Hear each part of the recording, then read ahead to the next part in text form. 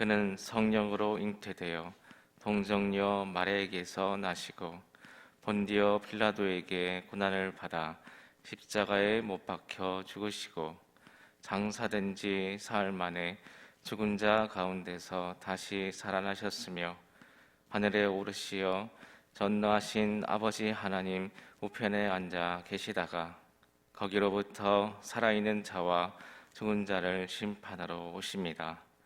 나는 성령을 믿으며 거룩한 공교회와 성도의 교제와 죄를 용서받는 것과 몸의 부활과 영생을 믿습니다. 아멘. 다 함께 찬송가 455장 292장입니다. 292장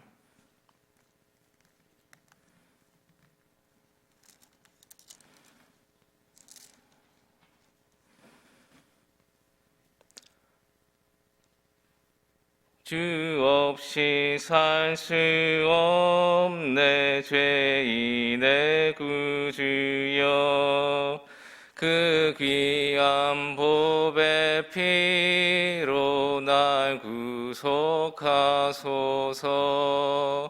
구주의 사랑으로 흘리신 보혈이 내 소망 나의 위로 내 영광 됩니다.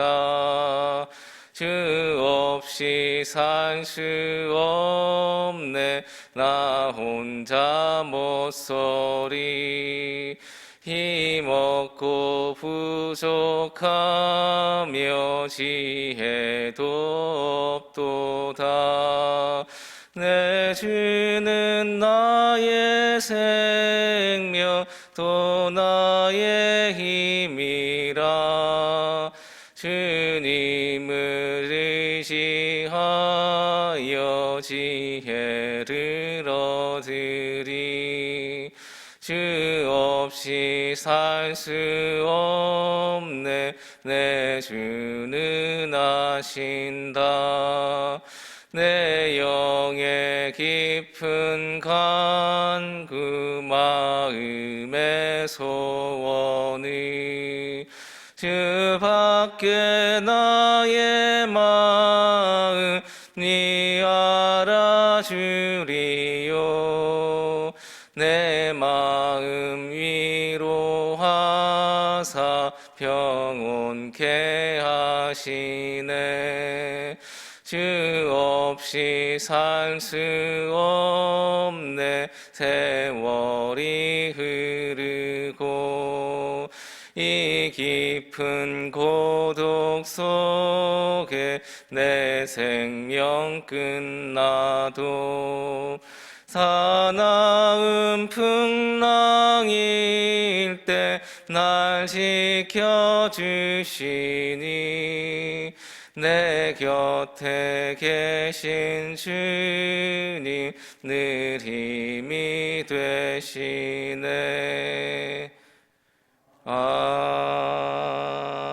아멘. 이 시간 두 가지 기도 제목을 놓고 통성으로 기도하도록 하겠습니다. 첫째로 코로나19로 인한 위기로 힘들어하는 분들을 위해서 기도해 주시기 바랍니다.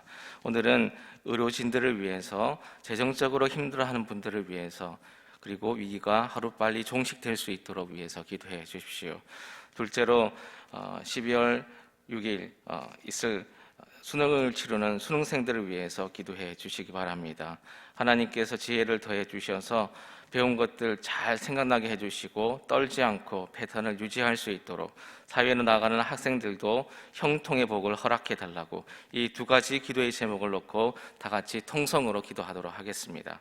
하나님, 이 땅에 마음을 둘 곳을 찾아볼 수 없습니다.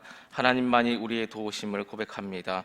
하나님, 우리 이 위기를 이겨낼 수 있도록 도와주시옵소서. 코로나19를 통해서 모든 국민이 하나가 된 마음으로 위기를 대처할 수 있도록 도우시고 우리나라의 위기 상황을 잘 대처할 수 있도록 하나님 아버지 함께하여 주시옵소서.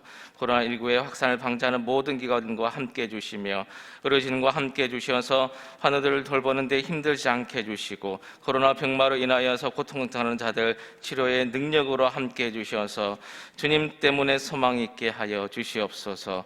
재정적 위기에 있는 자들에게도 소망의 하나님이 되어 주시기를 원합니다. 하루속히 이 위기가 종식될 수 있도록 도와주시옵소서.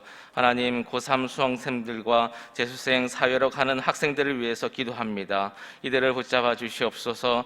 수험생들에게는 지혜를 더하여 주셔서 배운 것들이 잘 생각나게 해주시며 떨리지 않고 시험을 치를 수 있도록 도와주시옵소서. 수능뿐만 아니라 논술과 면접 등 대학에 들어가기까지 하나님의 섭리하심이 있게 하여 주시옵소서. 이들에게 담대함을 더하여 주시고 그 담대함으로 힘내어 그 과정을 통과하게 하여 주시옵소서.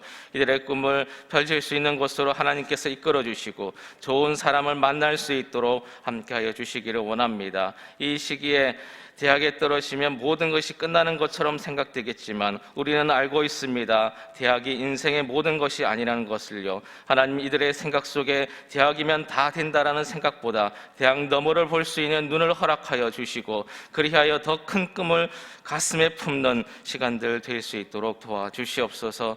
고3에서 바로 사회로 나아가는 학생들과 함께해 주시기를 원합니다. 대학에 가지 않아 주눅들지 않게 해주시고 하나님께서 길이 되어주시고 빛이 되어주셔서 이를 통해서 이루실 하나님의 더 큰 꿈을 체험할 수 있는 체험 있는 신앙인이 되게 하여 주시옵소서. 좋은 직장을 만나게 하시고 좋은 직장의 동료와 선배들을 만날 수 있도록 하나님께서 붙잡아 주시옵소서. 이 시간 담임 목사님의 말씀을 듣게 해주시니 감사합니다. 오늘도 들려주시는 말씀을 통해서 힘을 얻게 해주시고 말씀으로 오늘도 승리하며 나아갈 수 있는 가자 공동체가 되게 하여 주시옵소서. 예수님의 이름으로 기도드립니다. 아멘.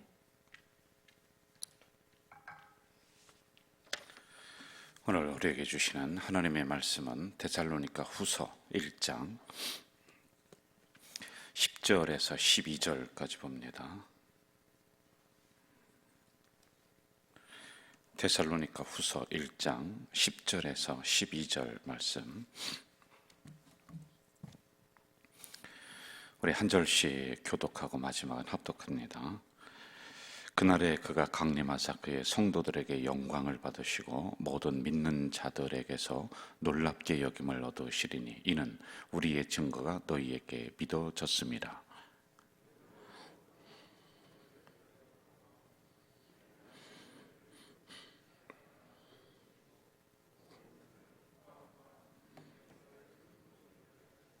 (12절) 합독합니다. 우리 하나님과 우리 주 예수 그리스도의 은혜대로 우리 주 예수의 이름이 너희 가운데서 영광을 받으시고 너희도 그 안에서 영광을 받게 하려 함이라. 아멘. 지난 시간에는 이제 고난 가운데에서 끝까지 인내를 하면서 견디는 그 성도들에 대해서 말씀을 우리가 함께 받았습니다. 그 믿음이 결국에는 정금같이 만들어지는 거예요. 그래서 이제 그냥 정금은 자연히 만들어지는 것이 아니라 수많은 연단과 그리고 수많은 그 고난을 통해서 그 믿음이 그렇게 만들어진다라고 하는 것이죠. 그리고 우리를 어렵게 만들었던 그 사람들은 하나님이 그냥 두지 않으신다. 마지막에 반드시 심판하신다. 그 심판은 미래적인 심판이 있고 현재적인 심판이 있다. 이렇게 말씀을 우리가 함께 받았습니다. 자, 고난 가운데 끝까지 견디며 무거운 짐을 또 내려놓지 않는 성도들이 있습니다. 그래서 끝까지 그 무거운 짐을 견디며 나간다. 그런 성도들에게 오늘 10절 말씀을 하고 있습니다. 제가 다시 한번 읽을게요. 그날에 그가 강림하사 그의 성도들에게 영광을 받으시고 모든 믿는 자들에게서 놀랍게 여김을 얻으시리니, 이렇게 나와요. 자, 여러분, 그의 성도들에게 영광을 받으시고 영광을 받는다. 제가 가끔 이런 얘기를 했어요. 여러분, 하나님이 부족해서 영광을 받으셔서 그 영광을 채우신다? 그게 아니다. 이런 말씀을 했어요. 그럼 여기 있는 이 문장의 의미는 뭐냐? 우리가 항상 성경이 잘 안 풀리고 그리고 그 낱말 뜻이 어려울 때는 원어를 봐야지만이 돼요. 그래서 이제 원어라고 하는 이 헬라어가 존재를 하고 있는 거란 말이에요. 이 원어의 뜻을 보면은 정확하게 의미를 알 수 있습니다. 여기서 영광을 받는다라고 하는 의미는 하나님이 어디가 부족해서 당신의 영광을 통해서, 여러분들의 영광을 통해서 나의 부족한 부분을 이렇게 막 채운다라고 하는 게 아니에요. 하나님이 지금 어둡습니다. 그런데 성도들이 영광을 막 주면은 그냥 환하게 빛난다, 그런 의미가 아니에요. 이것은 정확한 의미는 반사한다라고 하는 의미예요.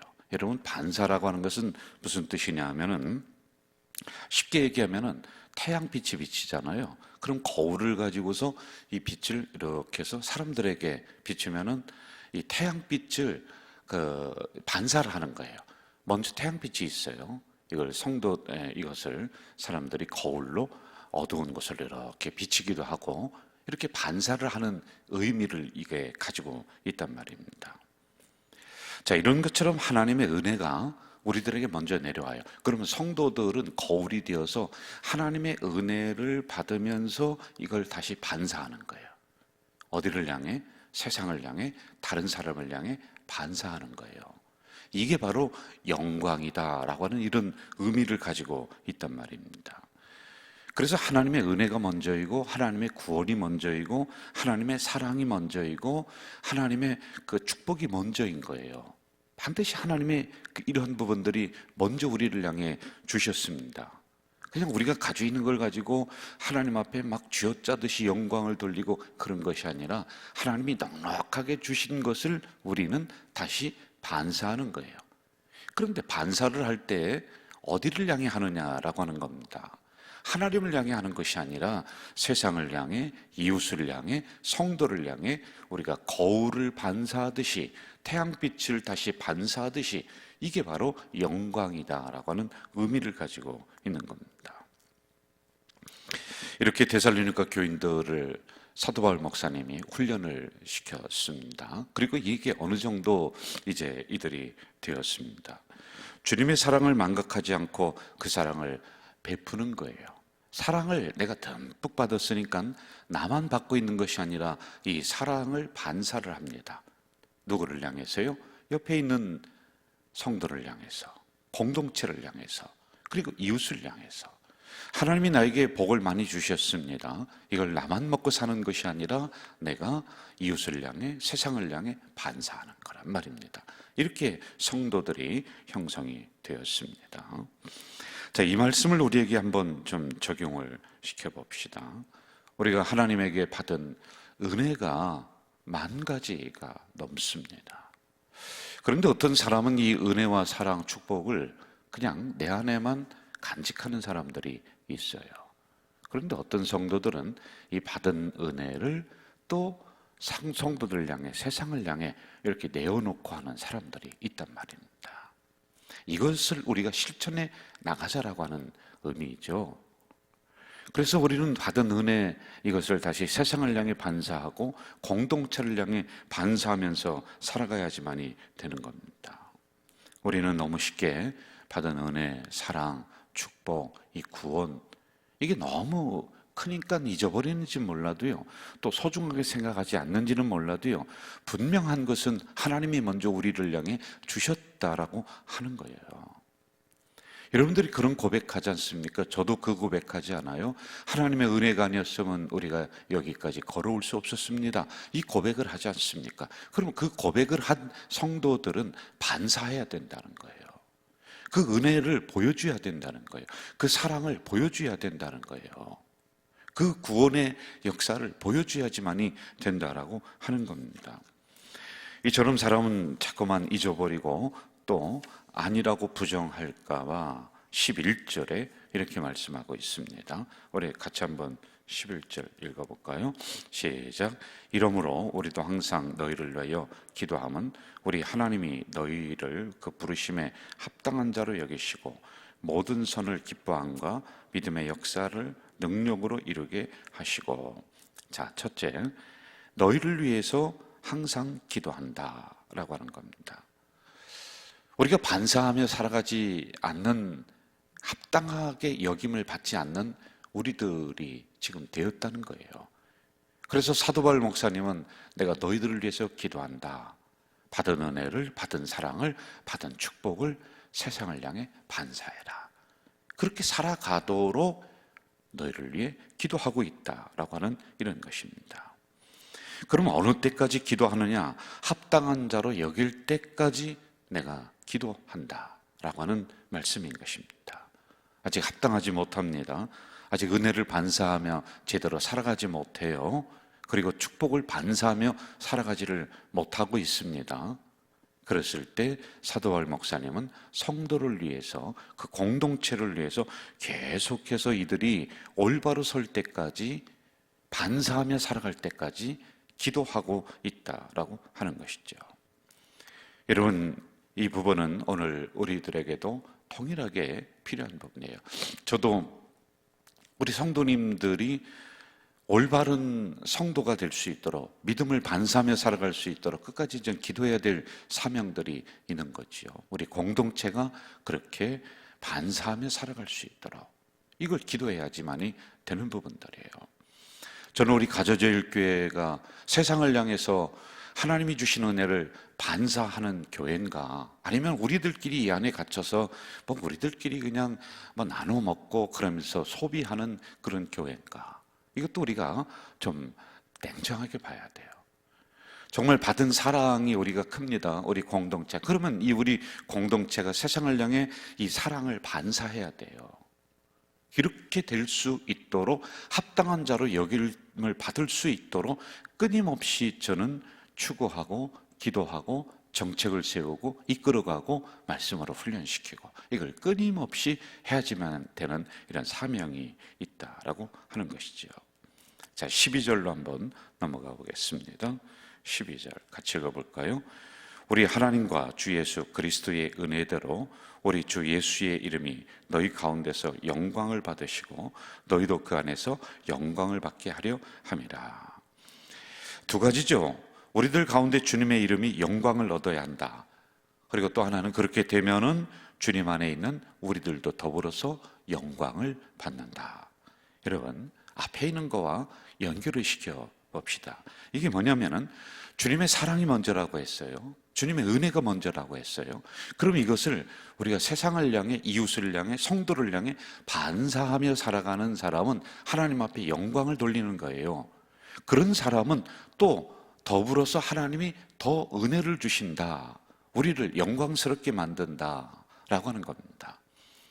좀 쉽게 얘기하면 받은 은혜를 우리가 자꾸만 다른 사람을 향해 퍼줍니다. 그러면 내가 은혜가 고갈되는 게 아니죠. 하나님이 그 심령에게는 더 부어주신다는 거예요.